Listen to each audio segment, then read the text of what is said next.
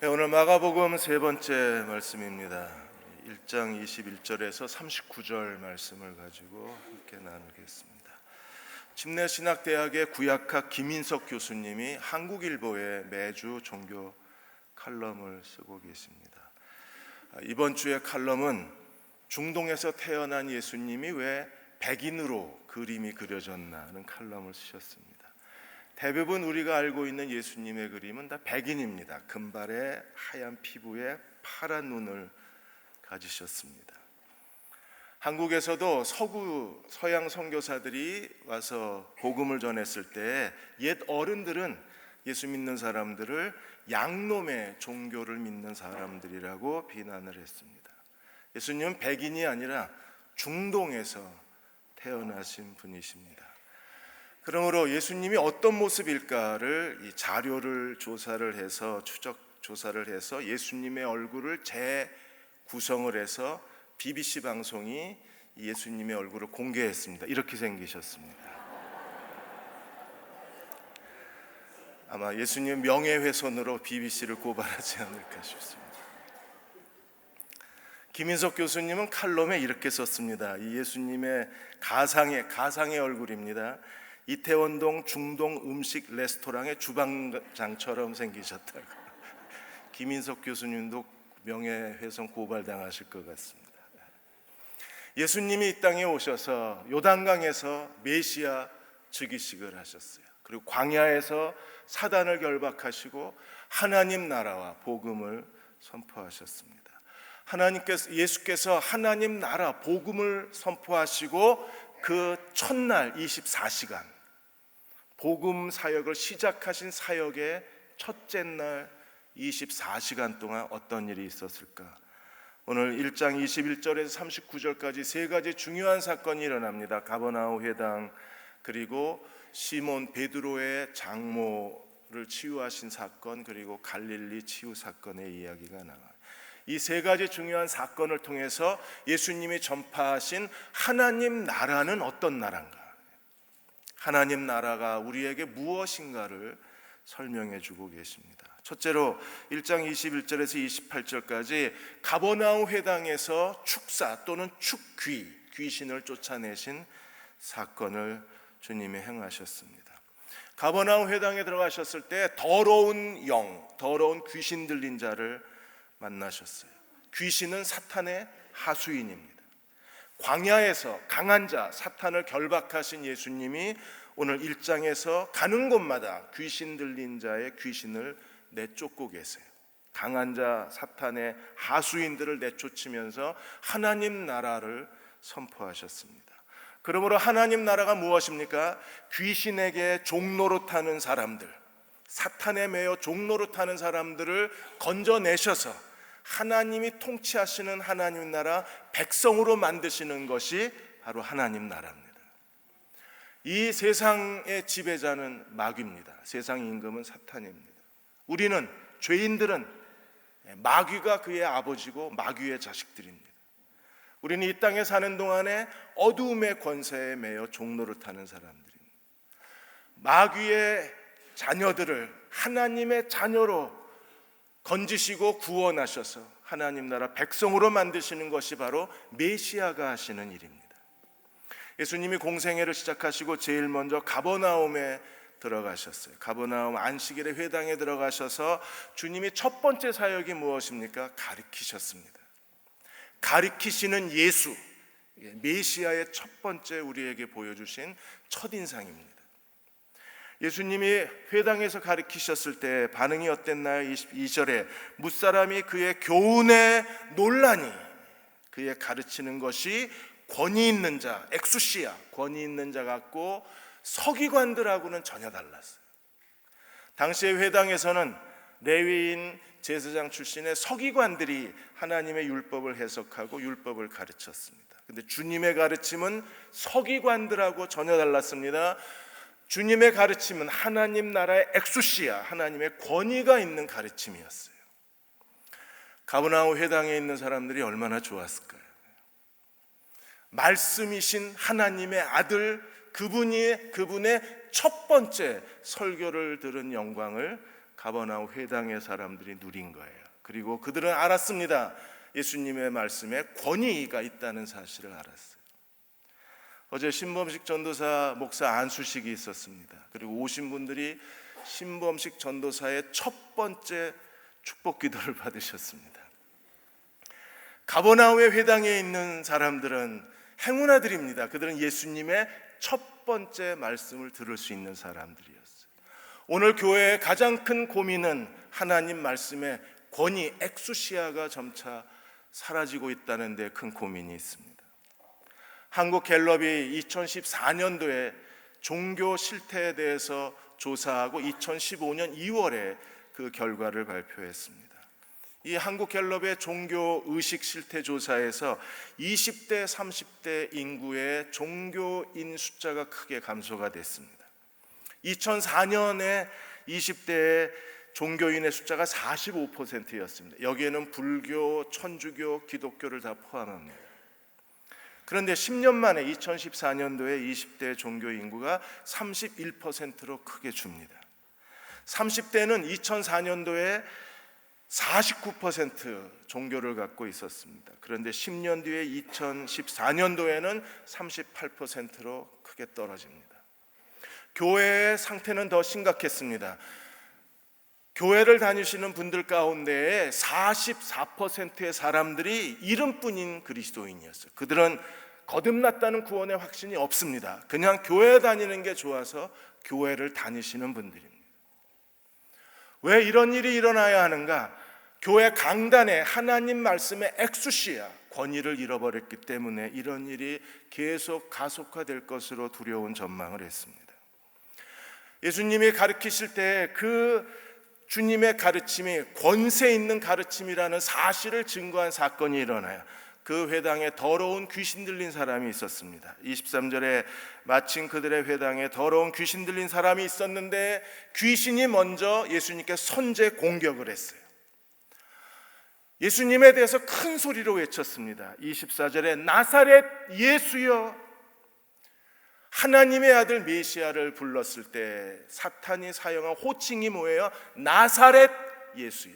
당시의 나사렛은 가장 비천하고 초라하고 가난하고 배우지 못한 동네를 나사렛으로 불렀습니다. 메시아를 부르는데 사탄은 의도적으로 예수님을 폄하하고 예수님의 그 체면을 손상시키기 위해서 나사렛 예수라는 호칭을 사용합니다. 그리고 말하기를 당신이 나와 우리와 무슨 상관이 있나이까? 상관없다고 외치고 있는 거예요. 아닙니다. 사탄은 계속해서 하나님께 이 사람을 건드리지 마라. 이 사람은 우리의 소유고 내 거다. 건드리지 마라. 나하고 상관이 없다고 외쳐요. 거짓말입니다. 온 세상은 다 하나님의 것입니다. 모든 사람은 하나님의 형상대로 창조되었고 지음을 받았습니다. 그러므로 존재하는 모든 것은 만물은 다 아버지의 것입니다. 하나님의 영역 안에 있는 거예요. 사탄은 이 더러운 귀신 들린 이 남자를 붙들고 말하기를 내 거야. 건드리지 마. 상관하지 마. 그리고 그는 예수께 이렇게 소리를 질렀습니다. 우리를 멸하러 왔나이까? 예수님이 오신 목적이 사탄을 멸하러 오신 게 맞습니다. 그런데 이 회당의 많은 사람들 앞에서 공개적으로 사실인데도 거짓처럼 말하는 거예요. 우리를 멸하러 오셨나이까? 우리를 망하게 하러 오셨습니까? 사람을 망하게 하러 오신 게 아니라 마귀의 일을 멸하러 오신 거예요. 그런데 사단은 교묘하게 사람을 멸망시키러 오셨느냐고 예수를 비난하고 있습니다. 나는 당신이 누구인지를 아노니 하나님의 거룩한 자니이다. 사탄이 먼저 알았습니다. 하나님의 거룩한 자로. 하나님의 거룩한 자라고 외친 이유가 어디 있습니까? 당신은 거룩한 사람이니까 이 더러운 귀신 들린 사람을 상관하지 마라. 이 사람 건드리지 마라. 이 사람에게 아무 짓도 하지 마라. 그러나 하나님의 거룩한 자이시기에 예수님은 그 사람에게서 더러운 귀신을 쫓아내셔야만 합니다. 거룩하신 분이시기 때문에 주님은 그 사람을 낫게 하시고 치유하셔야만 합니다. 그래서 25절에 예수께서 어떻게 하셨어요? 꾸짖어 이르시되 잠잠하고 그 사람에게서 나오라. 주님은 오늘도 사탄의 종노릇하고 죄에 매여 종노릇하고 그리고 이 더러운 영에 사로잡혀서 인생의 의미와 목적을 잃어버린 사람들을 건져내셔서 하나님의 거룩한 통치 가운데 사는 하나님 백성으로 만드시는 것이 주님이 하시는 일입니다. 이 귀신 들린 사람이 낫는 것을 보고 사람들이 이렇게 귀신 들린 사람에게서 귀신이 나갈 때 어떤 모습을 하고 나갔습니까? 26절에 더러운 귀신이 그 사람에게 경련을 일으키고 큰 소리를 지르고 나갔어요. 조용히 나가질 않습니다. 끝까지 소란스럽게 하는 게 사탄의 역사예요. 이 모습을 보고 사람들이 27절에 다 놀랐습니다. 이는 어쩌미뇨 권위 있는 새 교훈이로다. 귀신에게 더러운 귀신에게 명한즉 순종하는도다. 우리 하나님 나라는 어떤 나라인가요? 더러운 귀신을 내어 쫓고 하나님이 통치하시는 백성으로 만드시는 게 하나님 나라입니다. 하나님이 어떻게 우리를 그렇게 하시나요? 하나님 말씀의 권세를 가지고 우리를 통치하시는 분이십니다. 예수님이 광야에서 40일 금식하시고 광야에서 마귀의 시험을 뭘로 이기셨어요? 기록하였으되 하나님 말씀으로 마귀의 시험을 이기셨어요. 그리고 오늘 어떻게 이 더러운 귀신 들린 사람을 주님이 깨끗게 하시고 치유하셨습니까? 권세 있는 하나님의 말씀으로 그를 깨끗하게 치유하셨어요. 그러므로 우리가 하나님 말씀으로 돌아가야 합니다. 말씀의 권세에 굴복한 사람들이 하나님의 통치와 하나님의 다스리심 안에서 살 수가 있는 거예요. 조선시대 말기에 지역적 차별이 심했습니다. 가장 차별을 많이 받았던 지역이 평안도하고 황해도 지역의 사람들입니다. 조선의 과거를 통해서 급제하는데 평안남북도 그리고 황해도 출신의 과거 급제자가 없었습니다. 그렇게 철저하게 차별을 받았어요. 더군다나 산악 지역이었기 때문에 아무리 농사를 지어도 그 땅은 언제나 가난했습니다. 먹을 게 없었습니다. 청일 전쟁이 일어났을 때 가장 크게 피해를 받은 것도 평안도 땅이었어요.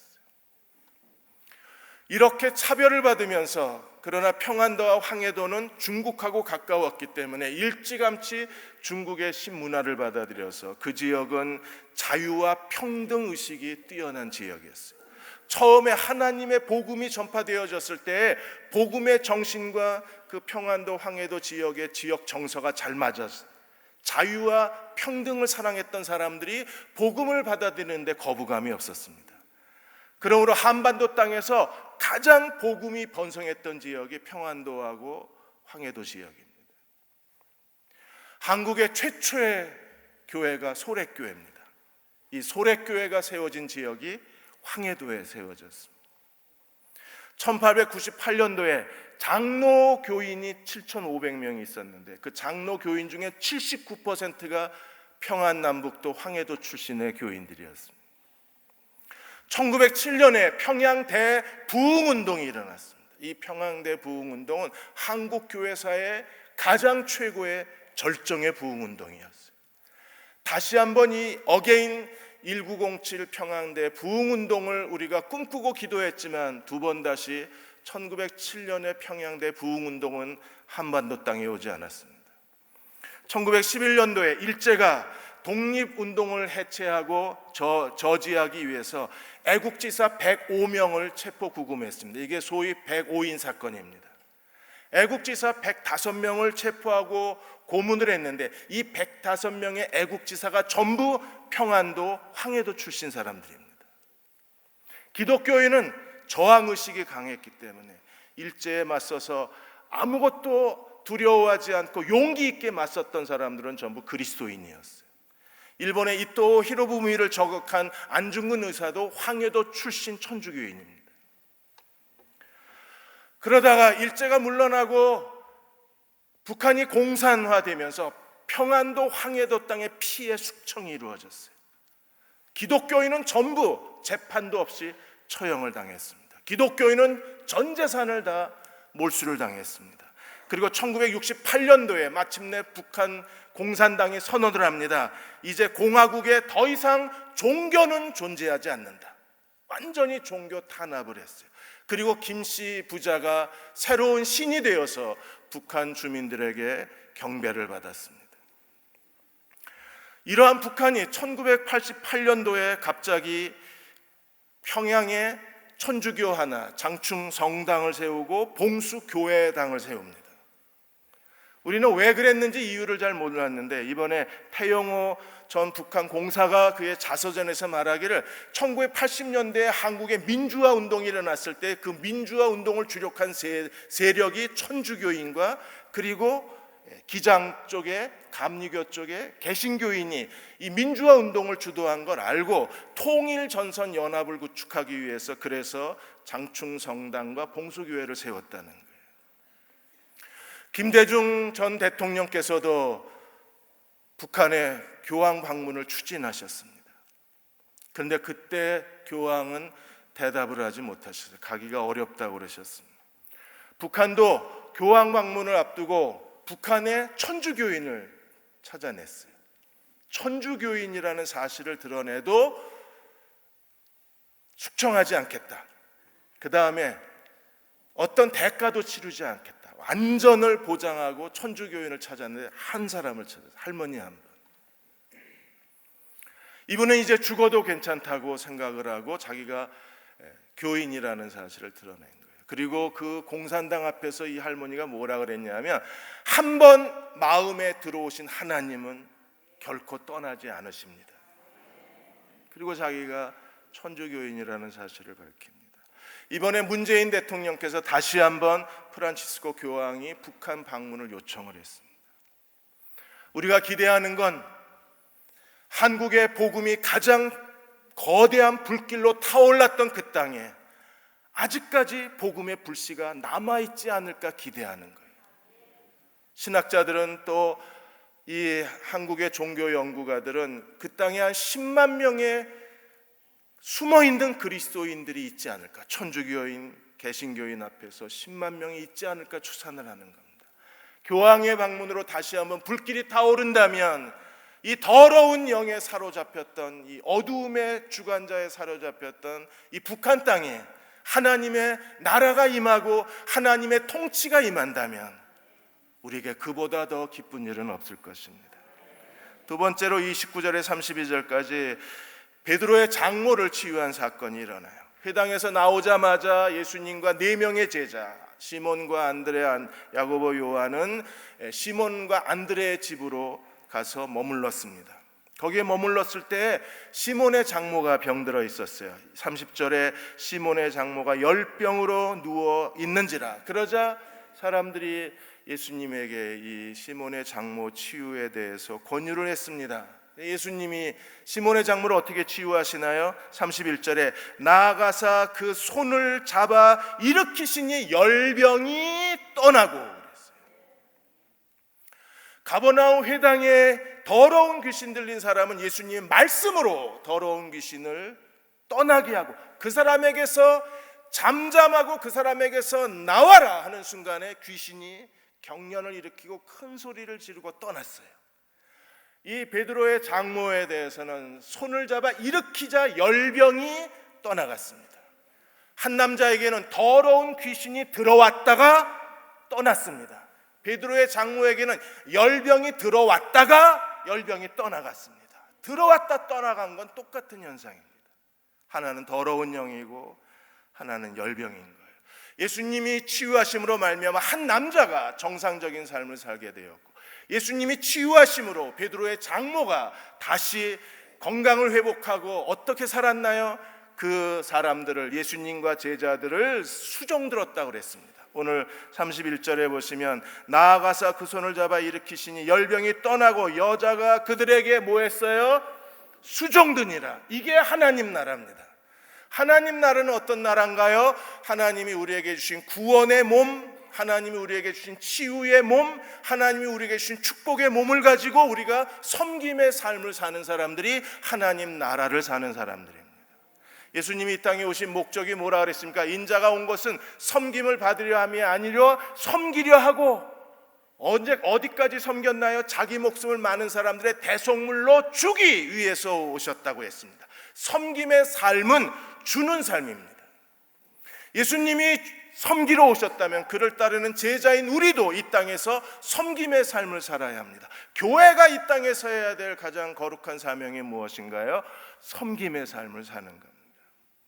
예수님은 4명의 제자들에게 사람 낚는 어부가 되라 그랬어요. 우리는 이 땅에 사람 낚는 어부의 사명을 가졌습니다. 정치, 경제, 교육, 예술 각 분야에서 하나님이 내게 주신 직업을 가지고 우리는 사람 낚는 어부로 살아야 합니다. 사람을 낚는 어부가 되려면 어떻게 해야 되나요? 그 분야에서 탁월해야 합니다. 그 분야에서 성실해야 합니다. 그 분야에서 인정받는 사람이 돼야 합니다. 사람 낚는 어부는 동시에 세상을 섬기는 사람입니다. 우리가 세상을 섬기는 자가 되려면 하나님이 우리에게 주신 축복을 가지고 그것을 세상 속에서 나눌 줄 아는 그리스도의 종들이 되어야만 합니다. 이번에 미국의 그 월가에서 가장 하나님이 크게 쓰시는 가장 성공한 한국계 헤지펀드 매니저 한 분을 국민일보가 인터뷰를 했습니다. 이분은 그 헤지펀드 매니저 쪽에서는 한국계로서는 가장 성공하신 분이십니다. 투자회사 아르케고스 캐피탈 대표이신 빌황 대표입니다. 고3 때 미국 이민을 가서 이분이 그곳에서 공부하고 90년대에 이 헤지펀드 업계에 전설 같은 분이 계셨는데 그분이 줄리앙 로버트슨이라는 분이십니다. 이 줄리앙 로버트슨의 수제자가 빌황, 한국 이름은 황성국 대표이십니다.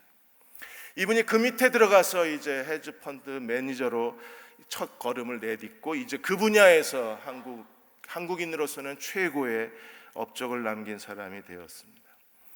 이분이 그 줄리앙 로버트슨이 세운 타이거 매니지먼트 회사에 들어가서 거기서 타이거 아시아 매니지먼트 대표가 됐는데 10여 년 전에 그 회사가 고발을 당했어요. 5년 동안 재판에 시달립니다. 재판을 하면서 그 법정을 오고 가고 마지막에는 아주 막대한 손해를 입게 돼요. 벌금형을 맞아서 그래서 재산에 큰 손실을 보게 됩니다. 그 5년 동안의 재판 과정에서 이 빌황 대표가 어디서 위로를 받았느냐 하면 하나님 말씀에서 위로를 받습니다. 도저히 성경을 읽을 수가 없어서 그래서 그가 선택한 방법은 오디오 성경을 듣는 거예요.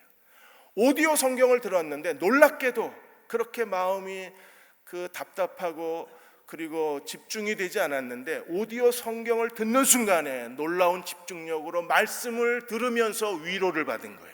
말씀을 들으면서 힘을 얻은 겁니다. 말씀을 들으면서 기도할 수 있었어요. 그리고 5년 만에 재판이 끝났습니다. 벌금형으로 끝난 건 그나마 감사한 일이었다고 했습니다.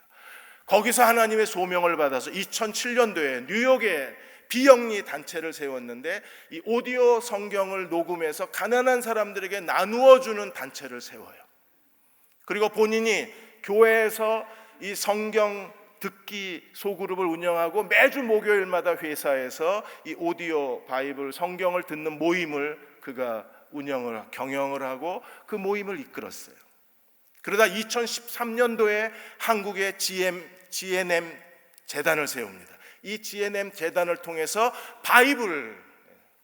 드라마 바이블 오디오 성경을 제작을 한 거예요. 이 드라마 바이블은 100여 명의 그 연기자와 성우가 목소리 재능 기부를 해서 무려 4년 동안 제작을 했습니다. 저도 드라마 바이블 하나 갖고 있는데 정말 잘 만들었습니다. 그리고 2017년도에 이 드라마 바이블을 하나님께 드리는 봉헌 그 예배를 하나님께 드렸어요. 그리고 2017년도에 다시 일본에도 이 똑같은 GMN 재단을 세워서 일본어로 지금 드라마 바이블을 제작하고 있습니다. 빌황 대표는 이렇게 말합니다. 하나님이 내게 주신 재물을 가지고 나는 하나님이 기뻐하시는 일을 하고 싶다는 거예요. 그래서 이번에 서울 신대에도 그분이 20억을 내놨습니다. 그리고 아버지가 일찍 돌아가셨어요. 목사님이셨는데. 그리고 어머니가 홀로 남으셔서 멕시코 선교사가 되어서 어렵게 사시는 걸 보고 남편 목사님이 일찍 돌아가신 홀사모, 혼자 남으신 사모님들을 이 대표가 계속해서 후원을 하고 있습니다. 그는 하나님이 내게 주신 돈을 가지고 내 명의로 그 돈을 쌓아두는 게 아니라 하나님이 기뻐하시는 일에 나는 기꺼이 하나님께 쓰임받기를 원한다고 말했어요. 자기 명의의 돈은 줄어들고 하나님 명의의 재물은 늘어나길 원한다 그랬어요. 섬김의 사람입니다. 하나님이 오늘 예배드리신 여러분 가운데에도 하나님께서 더 놀라운 은사를 주시고 재능을 더하여 주시고 무엇보다 재물 얻는 능을 더하여 주셔서 이 세상에서 섬기는 자로 하나님을 섬기는 하나님의 종들이 많아지시기를 주의 이름으로 축원합니다. 그들이 하나님 나라를 위하여 역사하는 사람들입니다. 마지막으로 세 번째 32절에 39절까지 이제 예수님의 소문이 가버나움에서 온 갈릴리로 예수님의 소문이 확장이 됩니다. 28절에 예수님의 소문이 갈릴리 사방에 퍼졌어요. 그리고 33절에 온 동네가, 가버나움 온 동네가 시몬의 집 앞에 모였습니다. 예수님이 귀신 들린 자를 내어 쫓으시고 베드로 장모를 고치셨다는 사실을 알고 가버나움 사람들이 다 시몬 베드로의 집 앞에 모인 겁니다. 아마 베드로의 장모가 카톡을 쳤을 겁니다. 내가 예수님이 손잡아 일으키니까 내 열병이 다 나았다고. 그러자 가버나움은 인구 한 1000명의 작은 마을입니다. 저희 대흥 침례교회보다 훨씬 작은 마을입니다. 그러므로 사람들이 순식간에 시몬의 집에 다 모여들었어요. 어떤 사람들이 모여들었습니까? 32절에 저물어 해질 때, 아직 주님의 24시간이 끝나지 않았습니다. 저물어 해질 때 모든 병자와 귀신 들린 자를 예수께 데려왔어요. 주님은 어떻게 하셨나요? 34절에 각종 병이 든 많은 사람을 고치시고 많은 귀신을 내어 쫓으시니라. 1장에서 계속 예수님의 사역의 가장 중요한 두 가지 대상은 많은 병자, 많은 귀신 들린 사람입니다. 주님은 우리의 필요를 채워주시는 분이세요. 많은 병자들의 육체적 필요를 다 채워주셨습니다. 많은 귀신 들린 사람들의 영적 필요, 마음의 필요를 다 채워주신 하나님이십니다. 우리가 어떤 필요가 있을 때 하나님 앞에 나아가면 그 필요를 채워주시는 분이 바로 우리의 메시아 되신 예수 그리스도이십니다. 얼마나 많은 시간이 흘렀을까요? 그 시몬 베드로의 집 앞에 모였던 많은 병자들이 다 고침을 받고 많은 귀신 들린 사람들이 다 깨끗함을 받았습니다. 그리고 그 다음날 새벽이 되었을 때 35절에 우리에게 굉장히 낯선 풍경이 전개가 됩니다. 새벽 아직 밝기 전에 예수께서 일어나서 아직 깜깜한 그 시간에 예수께서 일어나 나가 한적한 곳으로 가서 기도하셨더라. 우리가 기대한 장면은 뭐였을까요? 적어도 온 동네가 다 모여서 깨끗함을 받았습니다. 갈릴리에 이미 소문이 나났습니다. 그 다음날 아침에 KBS, MBC, SBS 종편 방송 카메라 기자들, CNN, MBC 외신 기자들이 다 와서 YTN 기자들이 시몬 베드로 집 앞에 다 진을 치고 예수님을 인터뷰할 줄 알았습니다. 그 사람들의 그 소문이 일어나고 사람들이 열광을 했습니다. 사람들이 환호를 했습니다. 그런데 예수님은 지금 어디가 계세요? 한적한 곳에 가서 기도하셨어요. 제자들이 찾아와서 이렇게 말합니다. 37절에 모든 사람이 다 주님을 찾습니다. 왜 여기에 와 계십니까? 그런 질문은 아니에요. 주님이 있어야 될 것은요, 많은 사람들이 찾고 열광하는 그 군중 앞이 아니었을까요? 그런데 그 군중 앞을 떠나서 지금 주님은 한적한 곳에 와서 그 깜깜한 새벽에 홀로 엎드려 기도하고 계셨어요. 여기에 하나님 나라가 있습니다. 예수님이 제자들에게 이렇게 대답하십니다. 38절에 우리가 다른 가까운 마을로 가자. 거기서도 전도하리니 내가 이를 위하여 왔노라. 주님은 사람들의 명성을 따라가기보다는 하나님이 주신 소명의 길을 걸어가신 분이십니다. 다른 가까운 마을로 가자. 헬라어 다른 사본에는 다른 가까운 작은 마을들로 가자. 열광하는 큰 무리의 사람들을 두고 주님은 작은 마을들로 가자. 이유가 뭔가요? 거기서도 전도하리라. 왜 그렇게 해야 되나요? 이를 위해서 내가 왔노라. 하나님이 주신 목적을 따라서 주님은 자신의 삶을 완전히 재조정하고 계신 거예요. 하나님 나라에 섬기는 사람들은 하나님 앞에 기도하는 사람들입니다. 우리도 가끔 한적한 곳에 가서 엎드려 기도해야 합니다. 기도할 때 하나님은 우리의 삶의 걸음을 조정해 주실 거예요. 우리가 어떤 방향으로 갈지 우리가 가야 할 방향을 보여주실 것입니다. 그리고 지금 어떤 반응을 보여야 할지 우리가 해야 할 일을 선택하게 하시는 분은 하나님 나라의 주권자이신 하나님이십니다. 기도하는 자들에게 하나님이 우리가 무엇을 해야 될 것인가를 보여주시고 순종하게 해주실 거예요. 주님은 기꺼이 환호하는 군중들을 뒤로하고 그분은 다른 작은 마을로 가서 하나님이 보내신 목적, 하나님이 보내신 소명을 따라서 하나님을 섬기셨습니다. 거기에 하나님 나라가 있는 거예요. 그래서 39절에 이에 온 갈릴리에 다니시며 여러 회당에서 전도하시고 거기서도 하신 일이 뭐예요? 귀신을 내어 쫓았어요. 하나님 나라가 확장되는데 더 이상 귀신은 그곳에 거주할 수가 없는 거예요. 오늘 우리도 사탄이 끊임없이 우리를 방해합니다. 우리가 자기 감정에 들떠서 하나님의 일을 그르칠 수 있습니다. 하나님 앞에 한적한 곳에 가서 엎드려 기도할 때 하나님은 우리의 길을 보여주시고 우리를 향한 그분의 계획을 계시해 주시고 우리가 어떻게 행동해야 될 것인가를 가르쳐 주시는 분이 하나님이십니다. 가까운 충북대학에 천문우주학과 김용기 교수님이 계십니다. 부인은 노미라 교수님이십니다. 이 두 분은 교수이시면서 동시에 목사, 그래서 목사 교수 부부가 되셨습니다. 김용기 교수님은 2살 때 소아마비를 앓으셨어요. 그래서 엉덩이까지 오는 이 보조기구를 차지 않으면 서 있지를 못합니다. 지팡이를 짚지 않으면 걸을 수가 없는 분이세요. 보조기구를 빼면 어린아이처럼 엎드려 기어다니셔야 돼요. 아버지가 돌봐주셔서 그나마 괜찮았는데 아버지가 일찍 돌아가시고 혼자 남았습니다. 살 길은 공부밖에 없다고 생각해서 열심히 그 친구들의 놀림에도 불구하고 열심히 공부를 하셨어요. 한의대학을 가고 싶으셨어요. 그런데 한의대 시험 보기 위해서 그가 준비를 했는데 한의대학에서 그런 불편한 몸을 가지고 의사가 할 수 없다고 한의대 입학을 거절당합니다. 할 수 없이 약대를 갔는데 약대에서도 몰래 시험을 봤습니다. 거절당할까 봐. 그런데 시험 보고 신체 검사하는데 탈락을 당했어요.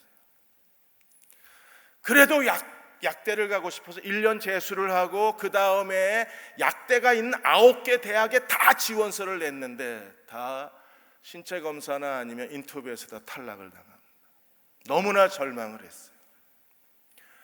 그럼 이제 어떻게 해야 되나 기도하다가 자기가 또 하나 중요한 관심이 우주를 연구하는 일이었기 때문에 그러면 하나님이 아마 우주를 연구하라고 하시나 보다 그래서 연세대 천문 기상학과에 들어가요. 합격을 하고 인터뷰하는데 교수들이 그 몸 가지고 우주 연구 못한다고 산에 올라가야 되고 그래야 되는데 그 체력 가지고 안 된다 그랬는데 교수 한 분이 나중에 못하면 그때 그만두지 왜 지금 공부를 못하게 하냐, 공부하게 해주자 이래서 그래서 입학이 결정이 되고 천문 우주학 공부를 4년 동안 한 거예요. 공부를 하다 보니까 하나님이 만드신 그 우주의 아름다움에 점점 깊이 빠져들어가고 우주의 신비에 빠져들어서 독일에 유학을 결정을 하는데 혼자 못 가잖아요. 결혼을 해야 되니까. 그래서 하나님 앞에 기도하고 1년 동안 펜팔한 자매가 있었는데 이 자매가 그러면 우리가 결혼하자. 그리고 그 자매 부모를 만났는데 부모가 만난 자리에서 판을 뒤집어 버렸어요. 내 딸 절대 줄 수 없다는 거. 너무 모욕감을 느끼고 그날 김용규 교수는 자살을 하려고 그랬습니다. 이제 살아있어야 될 이유가 없다. 그리고 엎드려 기도하는데 하나님께서 내가 너를 아름답게 만드셨다고 말씀을 하시는 거예요. 하늘의 별을 보고 네가 아름답다고 그러지 않았느냐. 내가 하늘의 별만 아름답게 만드는 게 아니라 너도 아름답게 만들었다. 너는 하늘의 별을 보고 하나님의 놀라운 걸작품이라고 그러지 않았냐. 내가 너도 걸작품으로 만들었다. 하나님의 그 신비한 음성을 듣고 교수님이 한참 울다가 하나님 앞에 기도하기를 하나님 정말 날 아름답게 만들어 주셨으면 결혼하게 해 주십시오. 결혼해야 유학을 가지. 공부 못합니다 제가. 하나님이 그 길을 원하시면 결혼하게 해주십시오. 내 힘으로 할 수 있는 게 아닙니다. 하나님만이 도와주실 수 있습니다. 기도하고 유학을 준비하고 있는 동안에 그래서 만난 분이 바로 연세대 성악과를 졸업하신 노미라 교수님을 만난 거예요. 이분을 만나서 며칠 만에 결혼했을까요? 23일 만에 했습니다. 하나님이 주신 사람은요 23일 만에 그 부모의 축복을 받고 부모의 기쁨 속에서 결혼식을 올리고 독일에 공부하러 가요. 그리고 2남 4녀 6명의 자녀를 낳습니다. 김용기 교수가 하나님 앞에 엎드려 기도했을 때 하나님은 그분의 뜻을 보여주신 거예요. 내 눈에 보이지 않았지만 그러나 엎드려 한적한 곳에 나아가 하나님 앞에 간절히 기도했을 때 하나님은 감추어 놓으셨던 하나님의 계획을 보여주시고 하나님의 뜻을 보여주셨습니다. 우리가 기도할 때 하나님은 여전히 우리의 걸음을 세밀 조정하고 계신 하나님이십니다. 그리고 그분의 뜻 가운데에 하나님께서 우리를 인도해 주실 거예요. 기도가 왜 중요합니까? 기도는 하나님의 주권에 복종했다는 의미입니다. 그러므로 하나님 앞에 무릎 꿇은 자들을 하나님이 인도하시는 거예요. 오늘 하나님이 우리에 대해서도 그분의 계획을 갖고 계신 하나님이십니다. 그분의 뜻 가운데 우리를 세우길 원하십니다. 우리가 겸손하게 엎드려 기도하면 하나님이 우리의 발걸음을 인도해 주실 거예요. 이 하나님 나라 가운데 하나님을 기쁘시게 섬기는 저와 여러분이 되시기를 주의 이름으로 축원합니다. 다 일어나셔서 380장입니다. 나의 생명 되신 주 주님 앞에 나아갑니다. 우리 1절하고 3절 부르시고 기도하고 축도하겠습니다.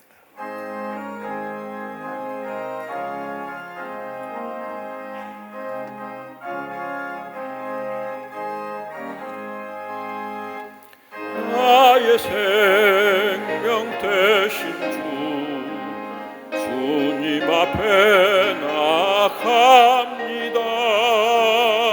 주의 흘린 보혈로 정케하사 받아주소서.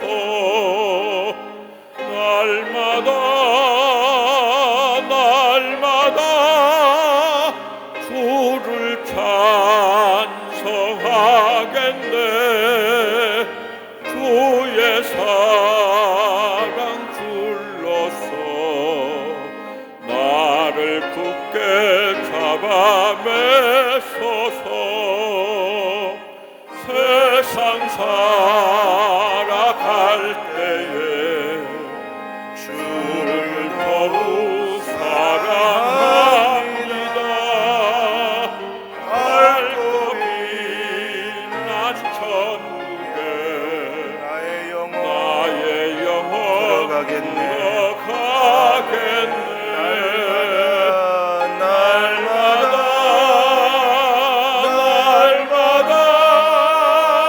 주를 찬송하겠네. 주의 사랑 줄로서 나를 굳게 잡아매소서.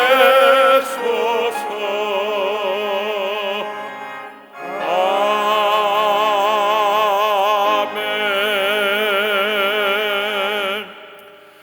북한 땅에도 하나님 나라가 임하게 하여 주옵소서.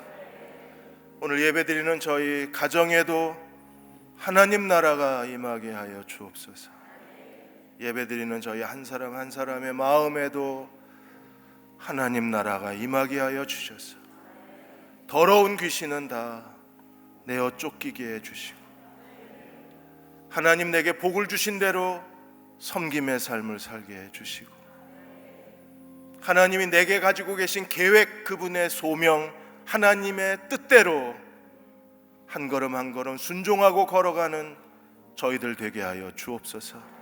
모든 사탄의 역사를 다 막아주시고 하나님 홀로 통치하여 주시고 하나님 우리에게 주시기로 약속한 것을 이제 허락하여 주옵소서. 우리 다 같이 함께 통성으로 기도하겠습니다. 아버지 하나님, 우리에게 주시기로 약속한 것들을 우리에게 허락하여 주시옵소서. 하나님, 우리에게 계획하신 것들을 우리에게 돌려주시기를 원합니다. 하나님 나라가 임하게 하여 주옵소서. 사람의 뜻대로 이루어지는 것이 아니라 아버지의 뜻대로 이루어지게 하여 주시옵소서. 하나님 나라가, 그분의 통치가, 그분의 사랑이 우리 안에 있게 하여 주시고 우리를 다스리게 하여 주시고 우리를 인도하게 하여 주시옵소서. 오 하나님, 사랑합니다. 사랑합니다.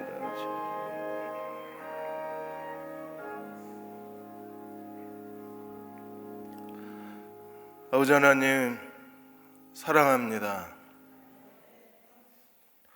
우리의 모든 죄를 다 사하여 주시고 주의 거룩한 보좌로 임하여 주셔서 우리를 다스려 주옵소서. 북한 땅에도 하나님 나라가 다시 임하게 하여 주시고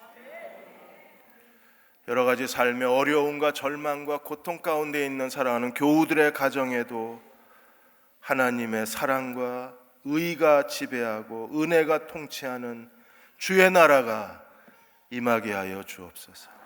오늘 예배드리는 저희 한 사람 한 사람의 마음속에도 하나님 나라가 다스리고 통치하시는 은혜가 임하게 하여 주옵소서. 지금 우리를 죄에서 구원하신 우리 주 예수 그리스도의 은혜와 하나님 아버지의 크크신 사랑하심과 성령의 위로하고 도우신 은혜가 오늘 함께 주일 예배드리고 돌아가는 모든 교우와 가정과 자녀들 위해 지금부터 영원히 함께 하시기를 간절히 축원하옵나이다. 아멘.